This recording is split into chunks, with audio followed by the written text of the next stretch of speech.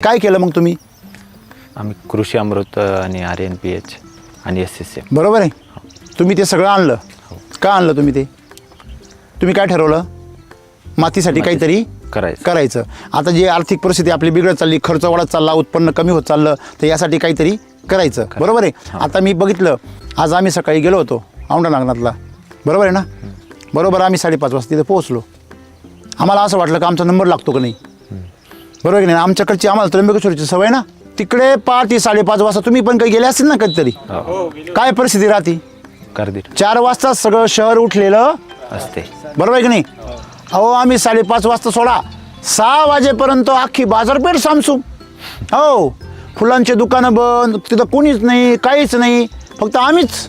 मला सांगा, तुम्ही देवाला सुद्धा झोपी लावी त्या म्हणल्यावर तुमचं काय साधी गोष्ट आहे का तुम्ही? हां, जो देवाला सुद्धा झोपी लावितो देवा. मला सांगा, तुमचा धंदा आहे, तुम्ही सकाळी लवकर उठले तर 2 गिऱ्हाईक जास्त भेटतील, त्यांना बी सेवा मिळेल ना.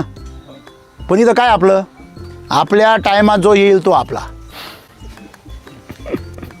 हां, सर आळस नाही का, जडपणा नाही का हा? आणि म्हणून आपल्याकडे प्रगती नाही आहे. नाहीतर आपली माती 1 नंबर आहे. चाललंय, चालू द्या. माझ्या बापाने तेच केलं, माझ्या आजीने तेच केलं, मी बी तेच करणार. आपण थोडी वेगळं काहीतरी करणार. मग तू जन्माला आला होता हे कसं कळणार जगाला? हां, फक्त तुझा 10 आणि 13 होणार का?